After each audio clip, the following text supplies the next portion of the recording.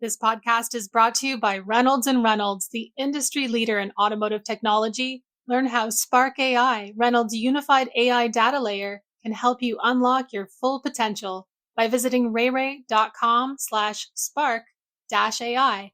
That's rey.com/spark-AI. Welcome to Daily Drive for Monday, January 26th, 2026. I'm Kellen Walker in Las Vegas. Today on the show, Trump threatens Canada with 100% tariffs over its China EV deal. VW pumps the brakes on plans for an Audi factory in the U.S., and average monthly car payments hit a record $772.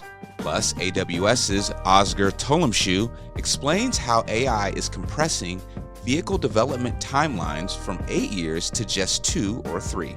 It used to be 8 to 10 years before it actually comes to life. Now it's probably 4 to 5 years, but when you look at some of the vehicle makers coming from China, now it's 2 to 3 years.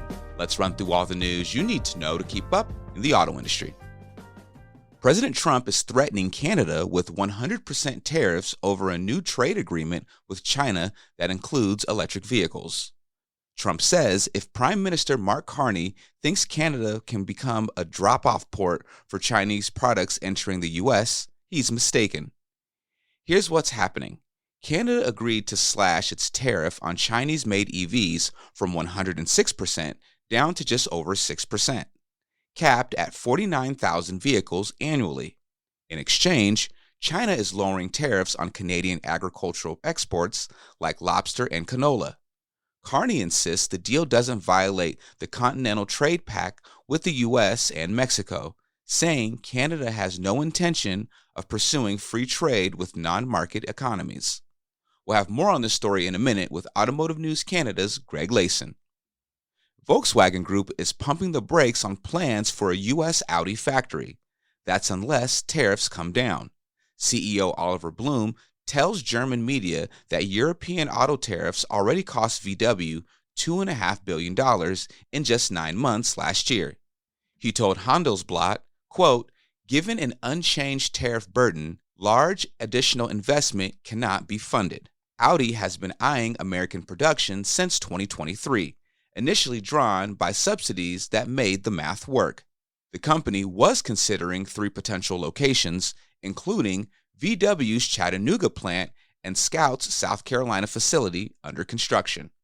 And new car buyers hit another painful milestone in the fourth quarter. According to Edmunds, the average monthly payment reached a record $772, and 1 in 5 borrowers are now paying $1,000 or more each month.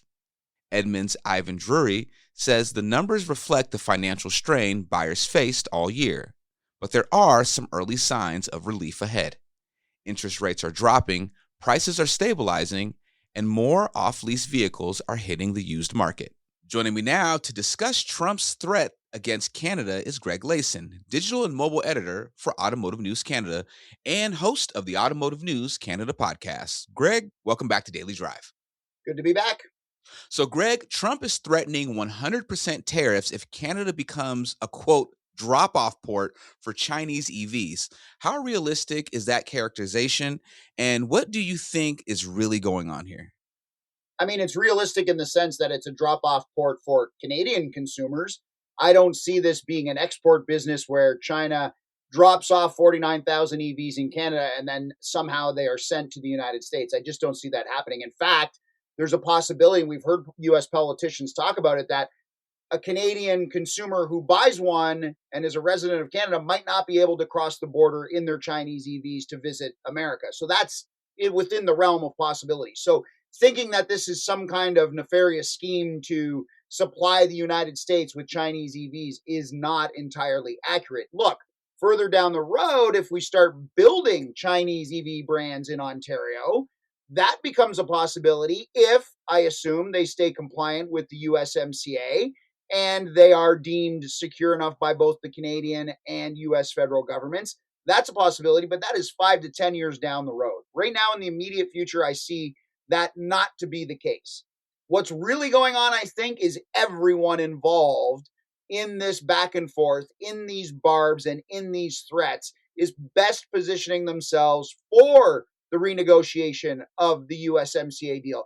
That is up for mandatory joint review on July 1st of this year. And if they agree to renew the agreement, it will be in place for 16 years. If they don't, it's up for review annually. And I can't see the auto industry standing for an annual review of this thing, given how things have been over the last year and a half in terms of product planning, rollouts, and investment. Well, Greg, you bring up, USMCA and the review talks are now starting. How do these two things intersect? So I think what Mark Carney has done, and there are some in the political analysis business, we'll call it, who suggest that Mark Carney is trying to rile up Donald Trump to strike fear in Canadians to get Carney reelected should he go to the polls at some point this year. So there's a political aspect to this in Canada as well. He did really well painting Trump as the boogeyman to Canadians last year when he won the election, and there is a prevailing thought that that's what he's doing again. That said, it's also possible that he is trying to create some new ties with China, although not a free trade deal, but a market that Canada can access so he can sit down at the table and say to Trump and his team, hey, if you don't want us, China does. That's fine. And so I think a lot of this is negotiating tactics. So then Trump comes back with his 100% tariff threat, which we've heard in the past at 10% in October when Premier Doug Ford ran an ad in the United States that upset Donald Trump. We've heard him make these bombastic claims about the tariff size last year and nothing came to fruition. This is all positioning for when they sit down across the table from each other to talk USMCA. Both sides have something critical and substantial to either remove or push forward at that negotiating table. One last thing, Greg. Does the Canadian government have any national security concerns about these 49,000 Chinese EVs coming into the country? I'll say this. This is how I answer this question every single time it's asked me. Canada has banned Huawei cell phones from connecting to its 5G network. Canada has banned TikTok from being installed on any government-issued device. And Canada almost sided with the United States in a full ban on Chinese EV hardware and software being used in any North American manufacturing. So yes, we have security concerns about Chinese technology.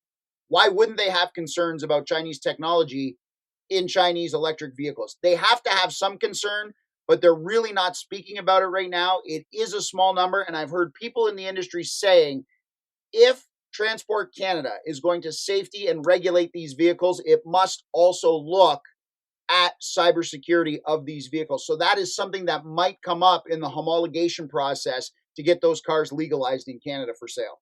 Greg Layson, always insightful. Thank you so much for joining me. Anytime. Coming up next, AWS's Oscar Tolumshu describes how AI is compressing vehicle development timelines and why software-defined vehicles will actually extend the lifespan of cars rather than shorten it. That's next on Daily Drive. If you're an automotive supplier and you know your team is building the next big thing, prove it on the industry's biggest innovation stage. Automotive News is now accepting applications for the 2026 PACE program. PACE Awards recognize traditional and non-traditional suppliers worldwide for new product, process, and business model innovation, and entries must be innovations already commercialized through a sale to an automaker. Still pre-commercial but past the pilot stage? PACE Pilot recognizes post-pilot, pre-commercial innovations across automotive and future mobility, products, software, IT systems, and processes with the potential to revolutionize an automaker's business. All submissions are reviewed by an independent panel of judges, and MEMA is the exclusive lead sponsor. Ready to be recognized? Apply by February 9th at autonews.com. When your AI tools are siloed, lost data, duplicate entries, and confusion are inevitable. Spark AI isn't another AI tool to manage. Instead, it's a unified AI data layer, changing the game by ensuring your solutions are making life easier and working at their highest capacity. Don't miss Spark at NADA. Watch Ray, our new AI assistant, bring everything together in one intuitive command center for smart, fast decision-making. Ray answers your questions at any time, providing instant messaging, insights, help videos, or live support. Instantly analyze your sales history and market trends, or generate a sales report with one prompt. You can even ask which cars to buy at auction today for the best return. Schedule an appointment at our booth for everything from a short demo to a full retail management system demonstration using our core AI products. Visit rayray.com/NADA. That's REYREY.com/NADA. Welcome back to Daily Drive. I'm Kellen Walker. Artificial intelligence is dramatically compressing vehicle development timelines.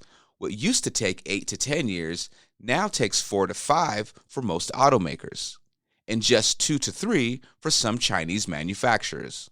Oscar Tolemshu is General Manager for Automotive and Manufacturing at Amazon Web Services. He spoke with Automotive News Tech and Innovation reporter Molly Boygon at CES in Las Vegas for the Shift podcast.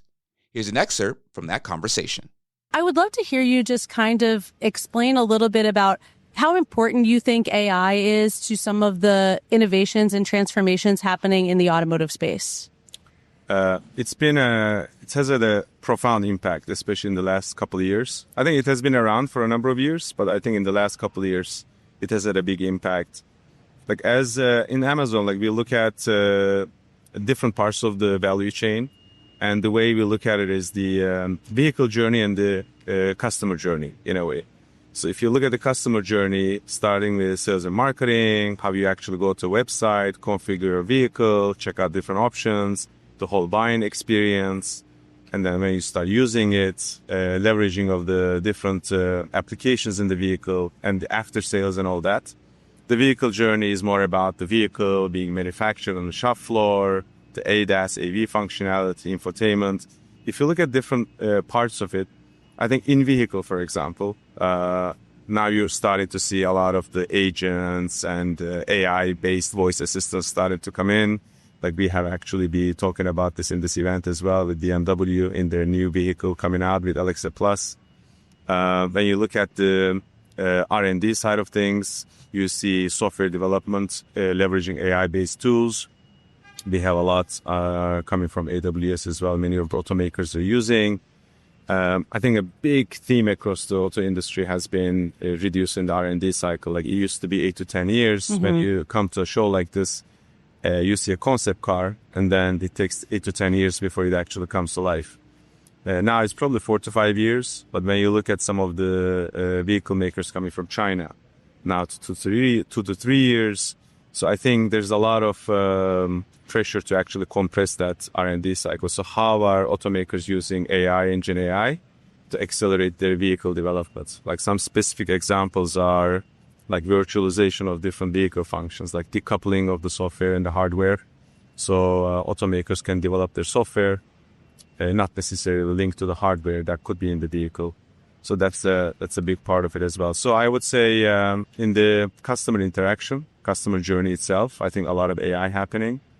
In the vehicle development, AV, ADAS functions, software-defined vehicle, how that software is developed, that acceleration matters a lot. And the whole infotainment space in vehicle, I think you're going to see a lot more agentic plays coming in. When you talk about the accelerated development timelines, you mentioned China, obviously a huge sort of factor in all of that. Is the expectation that consumers will begin to expect faster development timelines because of Chinese vehicles, or that they're already expecting faster development timelines because of consumer electronics? Or how does that expectation from the industry kind of relate to what consumers expect? I don't think it has anything to do with China, my personal opinion. I think it's about consumers' expectations around the type of electronics equipments that they're using. I mean, if you think about your relationship with your own phone, depending on your budget, you're tempted to exchange it or change it every 2 to 3 years, because the newer model that comes in, maybe the model that comes out the next year, you're going to look at it and say, well, not a lot has changed, not enough for me to change, but 2 to 3 years, I think it's starting to be that cycle.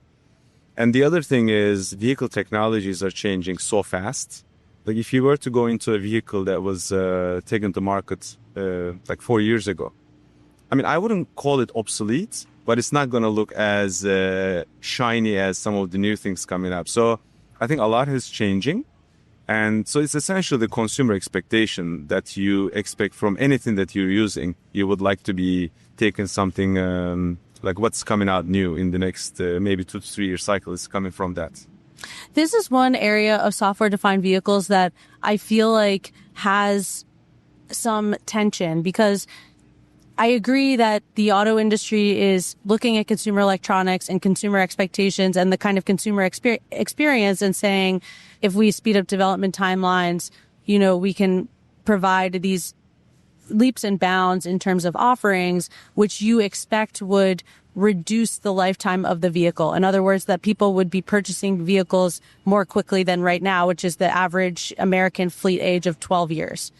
Then you also have offerings from the industry that anticipate additional capabilities and functionalities being added to the vehicle, which from the consumer's perspective would make me think, oh, that means that my vehicle, like my phone, would have software updates and therefore would not need frequent replacement. So do you expect that software-defined vehicles will extend or shorten the vehicle lifetime? I think it will extend, in my opinion, definitely. I think it's a good tension you point out there. And probably the expectation to get a new vehicle is coming a little bit from the old paradigm. Because when you walked into the vehicle, not everything was software defined and things were looking a little bit obsolete. That's why you see some of the designs evolving right now. You see these large screens, configurable screens in the vehicle that gives opportunity to actually completely reconfigure what you see on the on that big large screen. I think software-defined vehicle definitely will create opportunities to extend the life cycle of the vehicle, but at the same time, keep refreshing the feature set that you see in the vehicle, so you feel like and you think like and you are actually getting the best of the vehicle functions and not necessarily have to change your vehicle. Absolutely. Mm-hmm.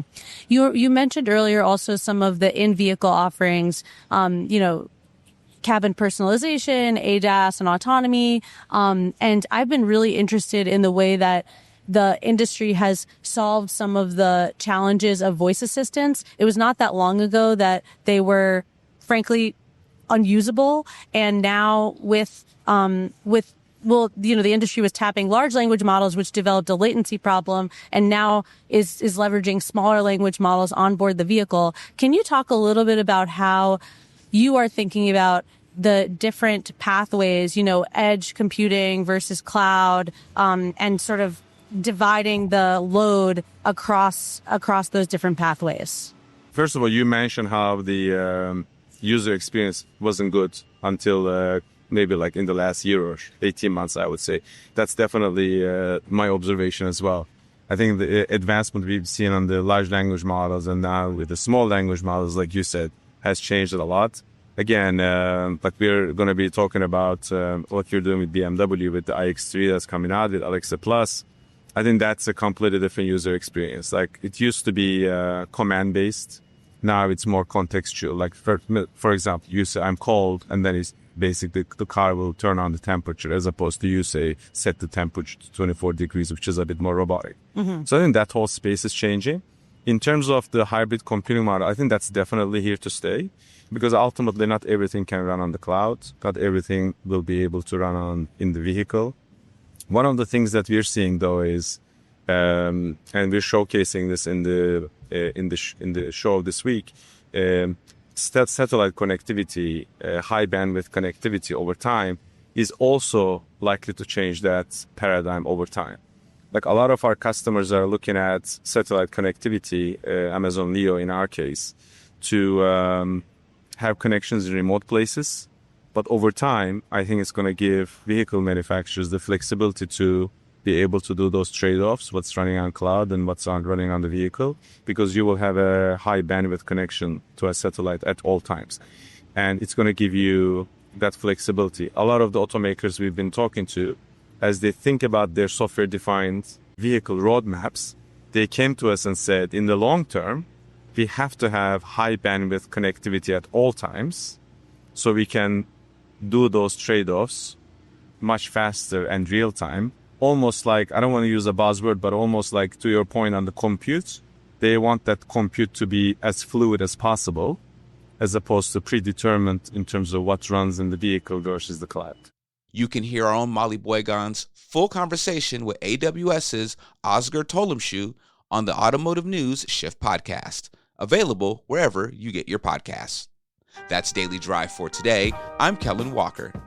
Thanks to Automotive News executive producer Jake Neer, as well as our own John Hutter for his reporting for today's podcast.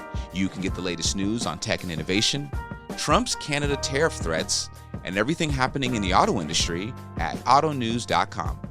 Come back tomorrow for a conversation with Jose Flores, CEO of Anchor, about why data management is the overlooked key to the software-defined vehicle era, and why he says automakers must stop treating data as back-office compliance. If you don't manage the data properly from end to end, you don't have the traceability, the visibility, companies will keep bleeding profit, trust, and time.